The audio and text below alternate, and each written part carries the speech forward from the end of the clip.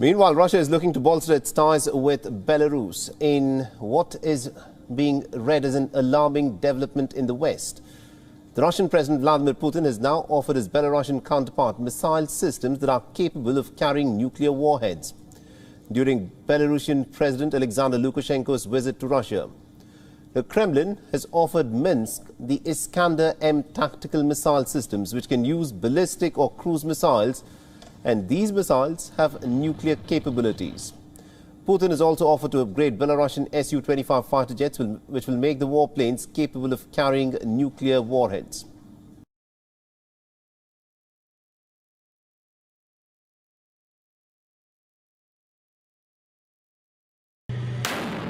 After weeks of bloody battle, Russian forces have taken the eastern Ukrainian city of Sievierodonetsk.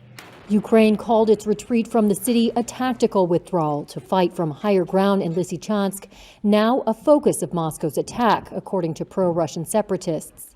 Once home to more than 100,000 people, Sievierodonetsk is now a wasteland. Its fall, Russia's biggest victory since capturing Mariupol last month. Ukraine's military intelligence chief told Reuters that Ukraine was carrying out a tactical regrouping by pulling its forces out of Sievierodonetsk to higher ground across the river. He said Russia's tactic is to wipe the city from the face of the earth.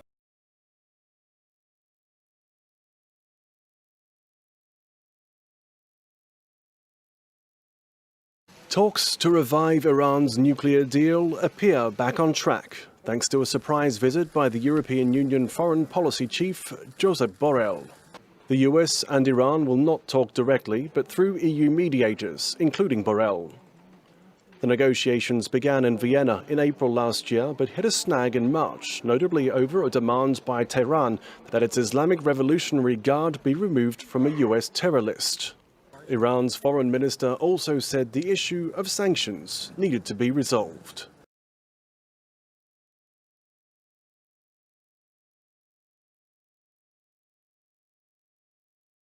At least 23 African migrants seeking to cross into Spain died in what authorities called a stampede. The incident happened after thousands of migrants tried to breach Morocco's border fence with Spanish enclave of Melilla, during which a violent 2-hour skirmish broke out between migrants and border officers. Initially, 18 deaths were reported, but 5 more have since also succumbed to their injuries. Moroccan authorities said some migrants died due to the crush of people, while others fell as they climbed the fence. As per reports, migrants had lain injured for hours without medical treatment, which has resulted in a higher death toll.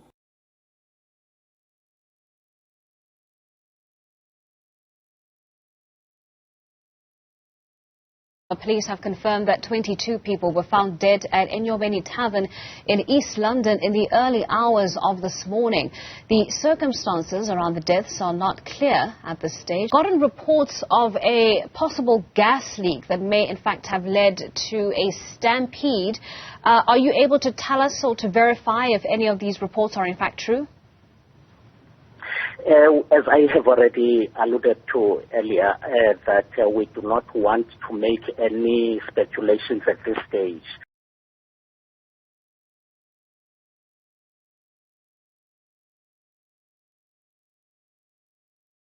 Union strikes have brought travel in European continent to a virtual halt. Employees of various different airlines and railways are protesting over pay, layoffs, and changes to work practices. As inflation woes in the continent grow, airline giant Lufthansa is the latest European airline to cancel thousands of flights due to shortages of staff. Lufthansa is planning to cancel more than 3,000 flights this summer as workers continue to strike, demanding better working conditions.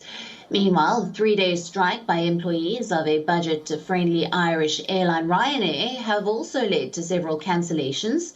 The workers of Ryanair staged protests across Spain, Italy, France, Portugal and Belgium.